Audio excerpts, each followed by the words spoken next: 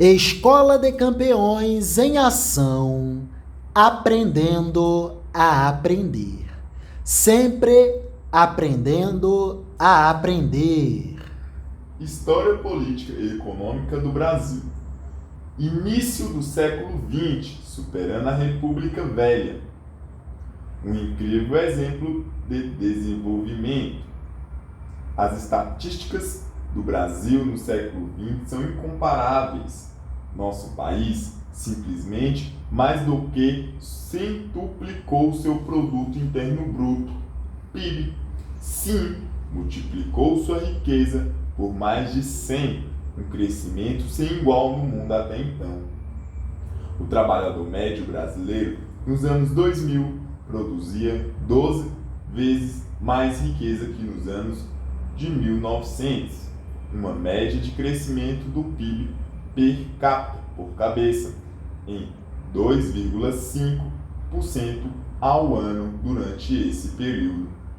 No mundo, apenas Japão, Taiwan, Finlândia, Noruega e Coreia do Sul conseguiram superar esse feito.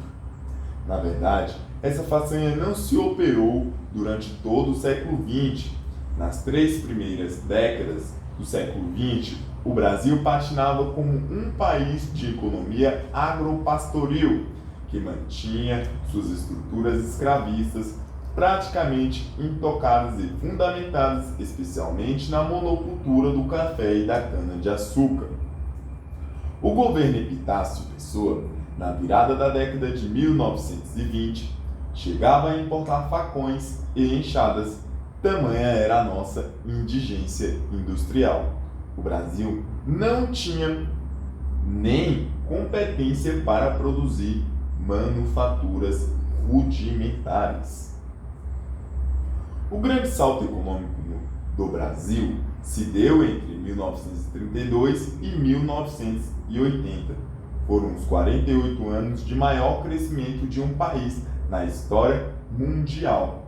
Multiplicamos por 8 o nosso PIB per capita. A industrialização de um país não é uma etapa natural do desenvolvimento econômico.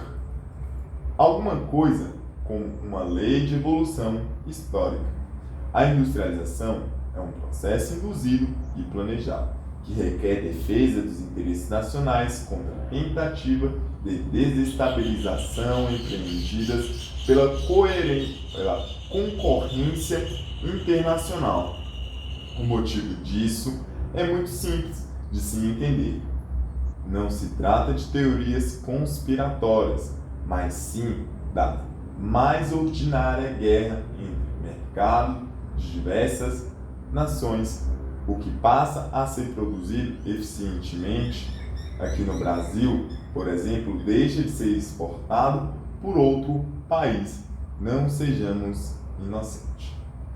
Poucos países no mundo puderam ter, na história da economia, a rapidez e a magnitude do Brasil. Poderíamos perfeitamente continuar sendo a nação de economia agropastoril, como a Bolívia, ou uma nação apenas extrativista de petróleo, como a Venezuela. Mas não aqui, porque aqui, em um determinado momento da nossa história, uma vanguarda política audaciosa se convenceu pela industrialização do país e foi capaz de construir um projeto nacional e uma hegemonia intelectual capaz de levar a cabo a industrialização super tardia do Brasil. Companhia Siderúrgica Nacional de 1941, Companhia Vale do Rio Doce, 1943, Companhia Hidrelétrica do São Francisco, 1945. E na década de 1950, Petrobras, Eletrobras e o Banco Nacional de Desenvolvimento Econômico, BNDE, atual BNDES, Banco Nacional de Desenvolvimento Econômico e Social. Mudanças na sociedade brasileira no regime Getúlio Vargas. Entre 1920 e 1940, o Brasil passou por uma nova conjuntura econômica, social e política. De acordo com censos da época, citados pelo historiador Boris Fausto, a população passou de 30,6 milhões para 41,1 milhões ao longo das duas décadas, 1920 e 1930. Por volta de 1940, os jovens compunham cerca de 54% da população brasileira.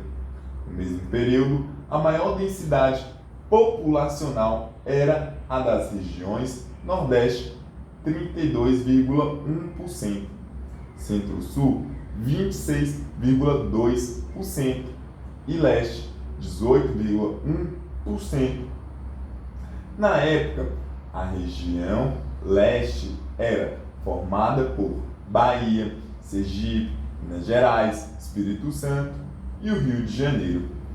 O Sul, 10,9% e o Norte, 3,5%. Tinha menos expressividade. O historiador Boris Fausto também afirma que o momento foi marcado por um aumento na densidade populacional dos centros urbanos, que, para fins práticos, ele descreve como aglomerações com mais de 20 mil habitantes. Em 1920, a agricultura detinha 79% do valor da produção total e a indústria 21%. Em 1940, as proporções correspondiam a 57% na agricultura e 43% na produção industrial. Esses dados nos ajudam a compreender como a sociedade brasileira adentrava um período de industrialização que tomaria formas mais concretas a partir da década de 1940. Textos adaptados dos livros Projeto Nacional, O Dever da Esperança, autor Ciro Gomes, editorial Leguiá, e Sociedade Brasileira Contemporânea, autor Rodolfo Stalkin, editorial Intersaberes, textos intertextualizados para o projeto História Política e Econômica do Brasil, atividade socioeducativa da Escola de Campeões, Aprendendo a Aprender. Maravilhas! Uma mudança estrutural profunda na economia brasileira se deu durante o regime de Getúlio Vargas. Em 1920, a agricultura detinha 79% do valor da produção total e a indústria 21%. Vejam só a mudança.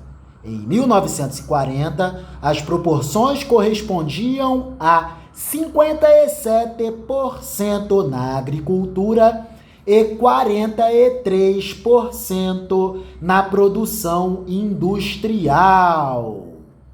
É isso! Textos intertextualizados para o projeto História Política e Econômica do Brasil. Atividade socioeducativa Escola de Campeões, Aprendendo a Aprender.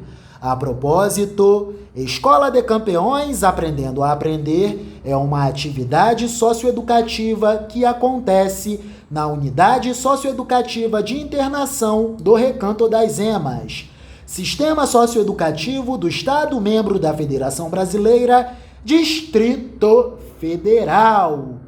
E temos dito. Amém. Muito obrigado, jovem RLORC. Papai do céu, te magnifique sempre mais em sabedoria, amor e em abundância de discernimento. Amém. Que assim seja. Amém.